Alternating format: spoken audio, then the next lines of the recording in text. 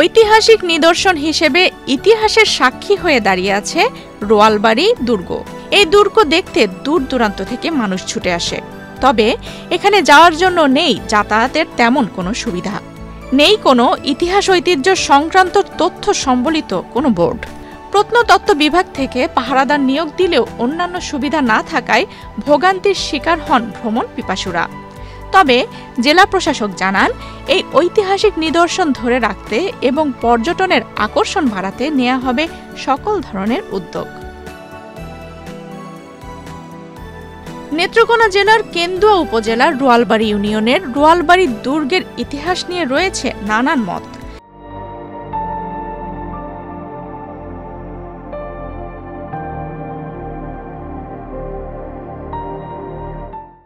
কারো কারো মতে এটি একসময় ছিল একটি টিলা।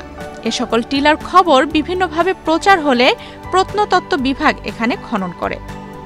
অনেকেই পূর্বপুরুষের কাছ থেকে শুনে জেনেছেন নিয়ামত বিবির মাজার ও ডেঙ্গু মালের মাজারও ছিল এখানে।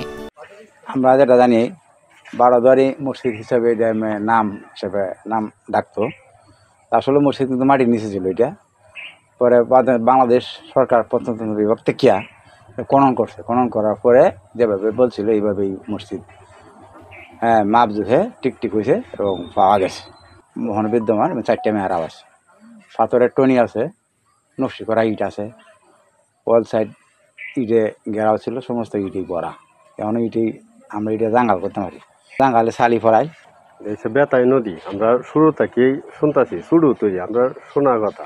বেতাই নদী, তারা এই ডেঙ্গু মালের গোস্থান এনে আছে, ডেঙ্গু মাল আছে, এই ডেঙ্গু মালের গোস্থান আছে, ডেঙ্গু মালের গোড়া গোস্থান। আর বেতাই নদী চারংটে নদী মাঝখান হয়েছে জমিদারের বাড়ি।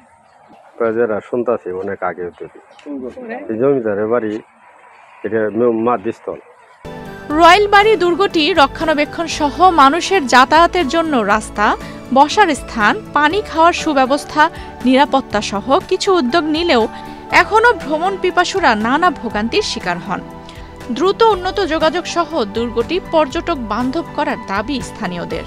রোয়ালবাড়ি দুর্গ এটি একটি পুরাতন পর্যটকের এলাকার মতন। এটা দীর্ঘদিন যাবৎ উন্নতি করার চেষ্টা করতেছে, কিন্তু আমরা অনেক দূর দূরান্ত থেকে আসছি দেখার জন্য। এটা একটা পর্যটন এলাকার মতনই হতে যাচ্ছে। আগের তুলনায় অনেক উন্নত হয়েছে, তবে রাস্তাঘাটের উন্নত ততটা হয় নাই। সুন্দর একটি জায়গা, এটি অনেকেই প্রত্নতাত্ত্বিক যে জায়গা এটা হিসেবেও চেনে। বিশেষ করে আমাদের এই এলাকার মানুষজনই যে এই জায়গায় আসে তা না, দূর দূরান্ত থেকে দেশের বিভিন্ন জায়গা থেকে মানুষ আসা যাওয়া করে দেখে। বিশেষ করে রাস্তাঘাটের আমাদের এই এলাকার খুবই সংকট এবং ভাঙ্গাচোরা আছে। এগুলা যদি একটু উন্নতি হইতো তাহলে মানুষ সুন্দরভাবে আসা যাওয়া করতে পারত। মানে আরও উন্নতি দরকার রাস্তাঘাটের। যদি আন্তরিকভাবে এই জায়গাটার দিকে একটু নজর দেয় প্রশাসনিক মানুষ, তাহলে আরো একটু উন্নতি হইতো এবং দরকারও উন্নতি হওয়ার। আমরা মানুষ অনেক দূর দূর মানুষ আসে পানি খাইতে, রাস্তাঘাট পানা খুব রাস্তাঘাট খারাপ, এই দিয়ে রাস্তাঘাট বন্ধ। আর কিছু আমরা অনেক মানুষ নাই এদি আশাবাদ করে আসে, একটা রাস্তাঘাট আউনে বাউনে একটা রাস্তা করে দেন দরকার। মানুষ সময় বনের দরকার, পানির দরকার, নদ বনের দরকার, এটি আপনার দরকার। আমরা এই এলাকা উগার হইবে, এটি আমরা দরকার। রোয়ালবাড়ি দুর্গটিতে ঐতিহাসিক নিদর্শন না থাকার কথা স্বীকার করে জেলা প্রশাসক জানান, দ্রুত পর্যটক বান্ধব স্পট গড়ে তোলার জন্য বিভিন্ন উন্নয়নমূলক কাজ করা হবে। নেত্রকোনা জেলার কেন্দুয়া উপজেলার রোয়ালবাড়ি যে দুর্গটি আছে, আপনি ঠিকই বলেছেন, এটা একটা অত্যন্ত ঐতিহাসিক একটা গুরুত্বপূর্ণ স্থাপনা।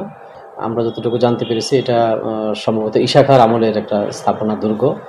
তো প্রচুর পর্যটক নেত্রকোনা থেকে এবং দেশের বিভিন্ন আনাচে কানাচে থেকেও এখানে পর্যটক বেড়াতে আসে। এখানে আসলে এই দুর্গটার যে ঐতিহাসিক প্রেক্ষাপট, এটা এই ইতিহাসটা এখানে লেখা নেই। তো আমরা যেহেতু আমার দৃষ্টিগোচরে আপনি বিষয়টা এনেছেন, তো আমরা এটা খুব শীঘ্রই এই পুরো স্থাপনাটির ঐতিহাসিক যে প্রেক্ষাপট আছে এবং যে গুরুত্ব সব এই ইতিহাসগুলো তুলে ধরে এখানে আমরা একটা বোর্ড স্থাপন করব, যাতে যে কোনো আগত পর্যটকরা আসলে এবং নতুন প্রজন্মের যারা যাবে ওখানে তারা যাতে ইতিহাসটা পড়ে এই রয়্যালবাড়ি দুর্গের ঐতিহাসিক প্রেক্ষাপটে জানতে পারে। যে এখানে মূল রাস্তা থেকে এই রয়্যালবাড়ি দুর্গ পর্যন্ত যাওয়ার রাস্তাটা খুবই জরাজীর্ণ হয়ে গেছে, তো এইটা কিভাবে আরেকটু রাস্তাটা স্মুথ করা যায় এটা আমি খুব শীঘ্রই এটা উদ্যোগ নেব। এখানে পর্যটকরা যারা যায় তাদের জন্য ওয়াশরুম নেই, একটা পৃথক ওয়াশ ব্লক আমরা ইনশাল্লাহ এটা খুব দ্রুত কাজ হাতে নিব, এটা করে দেব। দ্বিতীয় দফায় 2016 থেকে 2017 পর্যন্ত পুনরায় খনন কাজ শুরু করলেও পরে আবার বন্ধ হয়ে যায়। এদিকে সাবেক জেলা প্রশাসক চারিদিকে বেড়া দিয়ে প্রাচীর নির্মাণ করে দিলেও এখনো হয়নি কোনো সড়ক। আফসানা রিপা, বাংলাদেশ প্রতিদিন।